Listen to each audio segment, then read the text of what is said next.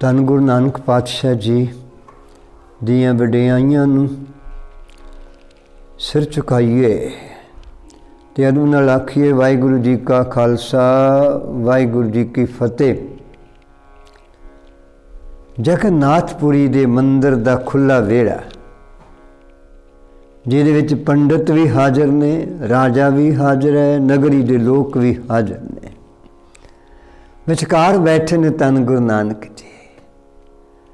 ਭਾਈ ਮਰਦਾਨਾ ਜੀ ਦੇ ਹੱਥ ਵਿੱਚ ਰਬਾਬ ਹੈ ਤੇ ਗੁਰੂ ਨਾਨਕ ਜੀ ਦੇ ਕੰਠ ਵਿੱਚ ਪਰਮੇਸ਼ਰੀ ਨਾਦ ਹੈ, ਗੁਰਬਾਣੀ ਦਾ ਨਾਦ ਹੈ। ਅਕਾਲੀ ਬਾਣੀ ਦੁਆਰਾ ਗੁਰਦੇਵ ਜੀ ਧੁਨ ਉਠਾ ਰਹੇ। ਗਗਨ ਮੈਂ ਥਾਲ ਰਵ ਚੰਦ ਦੀਪਕ ਬਨੇ, ਤਾਰਕਾ ਮੰਡਲ ਜਨਕ ਮੋਤੀ, ਧੂਪ ਮਲ ਆਨ ਲੋ ਪਵਨ ਚਬਰੋ ਕਰੇ, ਸਗਲ ਬਨਰਾਏ ਫਲੰਤ ਜੋਤੀ, कैसी आरती होए पव खंडना तेरी आरती।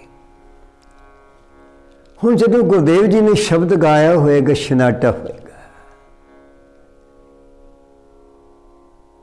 कुछ लोग जिहड़े गुरुदेव जी दे मंदिर चों बाहर आउण करके, आरती विच पूरा समा ना बैठण करके, खलोण करके उदास भी होणगे।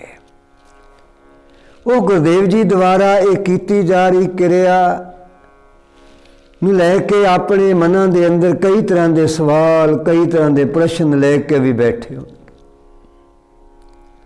जन्म साखी च लिखिया मिलता है कि गुरुदेव जी ने जदों एक कीर्तन किया, शब्द गायन किया, तो सारे दे सारे गुरुदेव पिता जी शब्द नाल एक बार बिल्कुल शांत चित्त हो गए। कीर्तन की समाप्ति तो बाद गुरुदेव जी के अगे सवाल आ गया। गुरु नानक जी, असीं बेनती कीती सी कि आरती विच शामिल होण दी। तुसीं साडे नाल आरती विच शामिल होण लई गए जरूर, पर शामिल नहीं हुए। गुरुदेव जी ने बड़े सत्कार नाल कहा, भलिओ मैं जगन्नाथ की आरती की है, शामिल होया हाँ। पातशाह जिहड़ी आरती असीं करदे भाई, असीं तुहाडी वो जिहड़ी क्रिया तुसीं करदे जे, थोड़ा समझण दा यतन। तुसीं शब्द की वरतदे जे? जगत दा नाथ, जगत दा स्वामी। जगत दा स्वामी तो कण कण विच, जरे जरे विच, आण आण विच जगत दे स्वामी दा कोई चित्र, कोई स्वरूप ना घड़िया जा सकता है, ना बनाया जा सकता है। उहदा ना कोई रूप है, ना कोई रेख। हुण गुरुदेव दे वचन बड़े क्रांतिकारी ने, बड़े इस धरती के लोगों वास्ते बड़े अपनी किस्म के, वक्री किस्म के ने, कि जेड़े कदी इन्हां दा ध्यान का ना हिस्सा सन, ना कदी इन्हां ने उम्मीद की सी कि कोई इस तरह आके साडे वल्लों कीती जा रही आरती की इस क्रिया नूं अपनी दृष्टिकोण तो नवां रूप दे के पेश करेगा।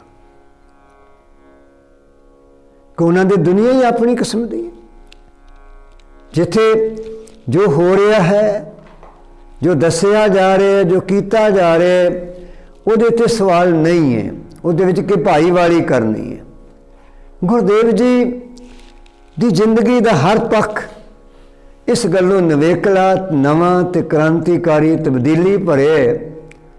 गुरुदेव जी दे कोल ज्ञान की सतह के प्रश्न भी ने, ज्ञान की सतह के उत्तर भी ने। गुरुदेव जी समाज ते संसार नूं सही दिशा च लैके जाना चाह रहे हैं। अध्यात्मकवाद, परमेश्वरी ज्ञान, इहदी जिहड़ी सही व्याख्या, इहदा सही वेरवे गुरु नानक जी संसार के लोगों अगे परोसना चाहते हैं। तो निरंतर जतन है। जदों तो चले ने सुल्तानपुर लोधी की धरती तो यही तो परोपकार कर रहे हैं। यही तो गुरुदेव पिता जी थां थां ते जाके रब्बी ज्ञान दे ਛਟੇ ਮਾਰ ਕੇ ਇਹ ਜਗਤ ਨੂੰ ਤਾਰਨ ਦਾ, ਗਿਆਨ ਦੇਣ ਦਾ, ਸਮਝ ਵੰਡਣ ਦਾ, ਤੇ ਜਿੱਥੇ ਕਿਤੇ ਅਟਕੇ ਖਲੋਤੇ ਨੇ ਲੋਕ ਉੱਥੋਂ ਅੱਗੇ ਤੋਰਨ ਦਾ ਪਰਉਪਕਾਰ ਕਰ ਰਹੇ। ਹੁਣ ਗੁਰਦੇਵ ਜੀ ਦਾ ਸਵਾਲ ਜਵਾਬ ਇੱਥੇ ਚੱਲ ਪਿਆ ਹੈ। ਗੁਰਦੇਵ ਜੀ ਸਦਕੇ ਜਾਈਏ ਆਪਣੇ ਸਤਿਗੁਰ ਤੋਂ, ਜਿਨ੍ਹਾਂ ਨੇ ਸਵਾਲ ਆਪ ਖੜੇ ਕੀਤੇ ਨੇ, ਮਨੁੱਖ ਦੇ ਅੱਗੇ ਪਰੋਸੇ ਨੇ। ਸਵਾਲਾਂ ਵਿੱਚੋਂ ਉਹਨੂੰ ਉਭਾਰੇ ਕਿ ਤੇਰੇ ਅੰਦਰ ਪ੍ਰਸ਼ਨ ਖੜੇ ਹੋਣ, ਤੇਰੇ ਅੰਦਰ ਸਵਾਲ ਜਨਮ ਲੈਣ, ਤੂੰ ਆਪਣੇ ਆਪੇ ਤੇ ਸਵਾਲ ਕਰ ਸਕੇ, ਆਪਣੀ ਜ਼ਿੰਦਗੀ ਦੀ ਮੰਜ਼ਿਲ ਵੀ ਸਵਾਲ ਵਿੱਚੋਂ ਲੱਭ ਸਕੇ, ਪਰਮੇਸ਼ਰ ਦੇ ਘਰ ਦੇ ਮਾਰਗ ਦੀ ਗੱਲ ਤੇਰੇ ਅੰਦਰ ਸਵਾਲ ਵਿੱਚੋਂ ਪੈਦਾ ਹੋ ਸਕੇ। ਗੁਰਦੇਵ ਜੀ ਆ ਬੈਠੋ ਜੀ, ਹੈ ਇੱਥੇ ਸੰਵਾਦ ਚੱਲ ਪਿਆ, ਚਰਚਾ ਚੱਲ ਪਈ। ਗੁਰਦੇਵ ਦਾ ਧੀਰਜ ਬਹੁਤ ਮਹੱਤਵਪੂਰਨ ਹੈ ਤੇ ਅਸੀਂ ਉਸ ਸਮੇਂ ਦੇ ਲੋਕਾਂ ਨੂੰ ਵੀ ਦਾਤ ਦੇਵਾਂਗੇ ਜਿਨ੍ਹਾਂ ਦੀ ਮਨੋਬਿਰਤੀ ਅੱਜ ਦੇ ਵਿਅਕਤੀਆਂ ਨਾਲੋਂ ਲੱਖਾਂ ਗੁਣਾ ਉੱਪਰ ਹੈ। ਅੱਜ ਤੇ ਕੋਈ ਗੱਲ ਮੇਰੀ ਮਜ਼ਹਬ ਦੀ ਮਰਜ਼ਾਦਾ ਤੋਂ ਥੋੜੀ ਹਟਵੀਂ ਕਰਕੇ ਮੈਨੂੰ ਕਿਤੇ ਚੋਟ ਕਰ ਜਾਏ ਤੇ ਮੇਰੇ ਕੋਲ ਬਰਦਾਸ਼ਤ ਨਹੀਂ ਹੁੰਦਾ, ਮੈਂ ਉਹਦਾ ਅਪਮਾਨ ਕਰਨਾ ਚਾਹੁੰਦਾ ਜਾਂ ਉਹਦੀ ਜਾਨ ਵੀ ਲੈ ਲੈਣੀ ਚਾਹੁੰਦਾ। ਬੜਾ 15ਵੀਂ ਸਦੀ ਦਾ ਦੌਰ ਹੈ। ਉਸ ਦੌਰ ਦੇ ਵਿਅਕਤੀ ਸਾਡੇ ਨਾਲੋਂ ਭਾਗਾਂ ਵਾਲੇ ਇਸ ਲਈ ਗੱਲ ਕਰ ਰਹੇ ਸਾਖੀ ਨਾਲ ਕਿ ਜਦੋਂ ਤੱਕ ਅਸੀਂ ਆਪਣੇ ਵਰਤਮਾਨ ਨੂੰ ਆਪਣੇ ਬੀਤੇ ਦੇ ਉਸ ਚੰਗੇਰੇ ਪੱਖ ਦੇ ਨਾਲ ਜੋੜ ਕੇ ਵੇਖਣ ਦਾ ਯਤਨ ਨਹੀਂ ਕਰਾਂਗੇ, ਸ਼ਾਇਦ ਸਾਨੂੰ ਸਮਾਜ ਵਿੱਚ ਆਈ ਹੋਈ ਗਿਰਾਵਟ ਦੀ ਵੀ ਸਮਝ ਨਹੀਂ ਪਏਗੀ। ਸੁਣਿਆ ਆਪਾਂ ਸਾਖੀ ਰਹੇ ਹਾਂ, ਗੱਲ ਆਪਾਂ ਜਗਨਨਾਥਪੁਰੀ ਦੀ ਕਰ ਰਹੇ ਹਾਂ, ਪਰ ਅਸੀਂ ਵਰਤਮਾਨ ਆ 5.5 ਸਦੀਆਂ ਬਾਅਦ ਦਾ ਮਨੁੱਖ, ਧਾਰਮਿਕ ਵਿਅਕਤੀ, ਵੱਖ-ਵੱਖ ਮਜ਼ਹਬਾਂ ਦੇ ਧਾਰਮਿਕ ਆਗੂ ਜਾਂ ਧਾਰਮਿਕ ਅਕੀਦੇ ਨਾਲ ਜੁੜੇ ਹੋਏ ਵਿਅਕਤੀਆਂ ਦੀ ਮਨੋਬਿਰਤੀਆਂ ਅੱਜ 21ਵੀਂ ਸਦੀ ਦੇ ਅੰਦਰ ਆਪਾਂ ਜੋ ਦੇਖ ਰਹੇ ਹਾਂ, ਇਸ ਤਰ੍ਹਾਂ ਮਹਿਸੂਸ ਹੁੰਦਾ ਹੈ ਕਿ ਜੋ ਮਜ਼ਹਬੀ ਗਿਆਨ ਵੱਲੋਂ ਮਨੁੱਖ ਦੇ ਅੰਦਰ ਧੀਰਜ ਦੀ ਦਾਤ ਮਿਲਦੀ ਹੈ, ਸਹਿਜ ਦੀ ਦਾਤ ਮਿਲਦੀ ਹੈ, ਜਰਨ ਸ਼ਕਤੀ ਦੀ ਦਾਤ ਮਿਲਦੀ ਹੈ, ਦੂਜੇ ਦੀ ਗੱਲ ਨੂੰ ਸਹਾਰ ਲੈਣ ਦੀ ਦਾਤ ਮਿਲਦੀ ਹੈ, ਅੱਜ ਦੀ ਘੜੀ ਵਿੱਚ ਉਹ ਗੱਲ ਦੁਨੀਆ ਦੇ ਬੰਦੇ ਦੇ ਦਿਲ ਦਿਮਾਗ ਵਿੱਚੋਂ ਬੁਰੀ ਤਰ੍ਹਾਂ ਜਾਂ ਨਿਕਲ ਚੁੱਕੀ ਹੈ ਜਾਂ ਕੱਢਣ ਦੇ ਲਈ ਬੜੇ ਆਪਣੀ ਢੰਗ ਤਰੀਕੇ ਦੇ ਨਾਲ ਬੜੇ ਅਗਿਆਨਤਾ ਵਾਲੇ ਕਰਮ ਜਿਹੜੇ ਨੇ ਹੋ ਰਹੇ ਨੇ। ਗੁਰਦੇਵ ਜੀ ਜੀ ਆਇਆ ਕਿਹਾ, ਆਪ ਆਈ ਬੈਠੋ, ਕਰੋ ਗੱਲ। ਇੱਥੇ ਸਵਾਲ ਪੰਡਿਤ ਵੀ ਕਰ ਰਹੇ, ਸਵਾਲ ਰਾਜਾ ਵੀ ਕਰ ਰਹੇ, ਹੋ ਸਕਦਾ ਹੈ ਲੋਕਾਂ ਦੀ ਸੱਥ ਵਿੱਚੋਂ ਵੀ ਸਵਾਲ ਆਏ ਹੋਣ। ਗੁਰੂ ਨਾਨਕ ਜੀ ਹਰ ਸਵਾਲ ਦਾ ਉੱਤਰ ਦੇ ਰਹੇ ਨੇ। ਆਪਣੇ ਜਗਨਨਾਥ ਦੀ ਪੂਰੀ ਤਸਵੀਰ ਦੱਸ ਰਹੇ ਨੇ। ਸ਼ਬਦ ਅੰਦਰ ਜੋ ਉਹਨਾਂ ਦੇ ਰੱਬ ਜੀ ਦਾ ਖਾਕਾ ਖਿੱਚਿਆ, ਪਰਮਾਤਮਾ ਜੀ ਦੇ ਹਜ਼ਾਰਾਂ ਨੈਣ ਨੇ ਪਰ ਉਹਦਾ ਕੋਈ ਨੈਣ ਵੀ ਨਹੀਂ ਹੈ। ਪਰਮਾਤਮਾ ਦੇ ਹਜ਼ਾਰਾਂ ਪੱਗ ਨੇ ਪਰ ਉਹਦਾ ਕੋਈ ਪੱਗ ਨਹੀਂ ਹੈ। ਪਰਮਾਤਮਾ ਦੇ ਹਜ਼ਾਰਾਂ ਨੱਕ ਨੇ ਪਰ ਉਹਦਾ ਕੋਈ ਨੱਕ ਨਹੀਂ। ਕਿਆ ਬਾਤ ਹੈ। ਗੁਰਦੇਵ ਜੀ ਦੀ ਜਿਹੜੀ ਗੱਲ ਹੈ, ਉਹ ਗੁਰਦੇਵ ਪਿਤਾ ਜੀ ਨੇ ਜਦੋਂ ਕਿਹਾ ਨਾ, ਕੈਸੀ ਆਰਤੀ ਹੋਏ ਭਵ ਖੰਡਣਾ ਤੇਰੀ ਆਰਤੀ।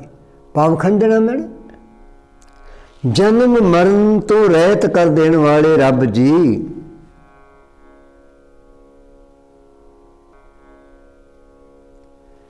ਤੁਹਾਡੀ ਆਰਤੀ, ਤੁਹਾਡੀ ਕੀਰਤੀ, ਤੁਹਾਡਾ ਜਸ, ਤੁਹਾਡੀ ਵਡਿਆਈ, ਤੁਹਾਡੀ ਸ਼ੋਭਾ, ਤੁਹਾਡੇ ਗੁਣਾਂ ਦਾ ਗਾਇਨ ਕਿਸ ਤਰ੍ਹਾਂ ਹੋ ਸਕਦਾ ਹੈ? ਤੁਹਾਨੂੰ ਸੀਮਿਤ ਰੱਖ ਕੇ, ਤੁਹਾਨੂੰ ਕਿਸੇ ਚੌਖਟੇ ਦੇ ਵਿੱਚ ਬੰਦ ਕਰਕੇ, ਤੁਹਾਨੂੰ ਬਹੁਤ ਕਿਸੇ ਆਪਣੀ ਬੁੱਧੀ ਤੋਂ ਥੱਲੇ ਰੱਖ ਕੇ, ਆਪਣੀ ਵਿਆਖਿਆ ਬੁੱਧੀ ਦੇ ਵਿੱਚੋਂ ਦੇ ਕੇ ਤੁਹਾਡੀ ਕੀਰਤੀ ਨਹੀਂ ਹੋ ਸਕਦੀ।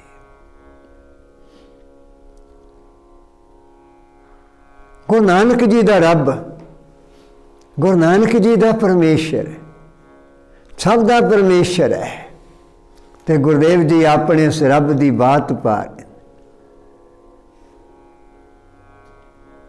गुरुदेव जी उसकी की आरती कर रहे, आरती उपमा, आरती गुण गायन, आरती वडियाई, आरती परमेश्वर का उपमा का गीत,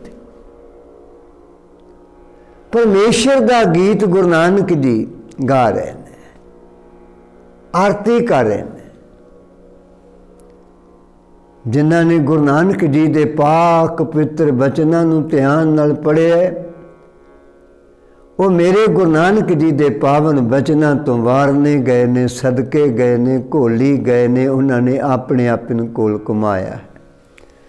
इत्थे भी जिन्ने लोग सन सारे ने गुरुदेव जी के बचनों को सुनिया, सुन तो बाद सारे ने गुरुदेव जी के बचनों के प्रभाव को कबूलिया तो समझ लिया कि जिस रब की, जिस जगन्नाथ जी की गल गुरु नानक जी करते ने, वास्तव दे विच उही जगन्नाथ है।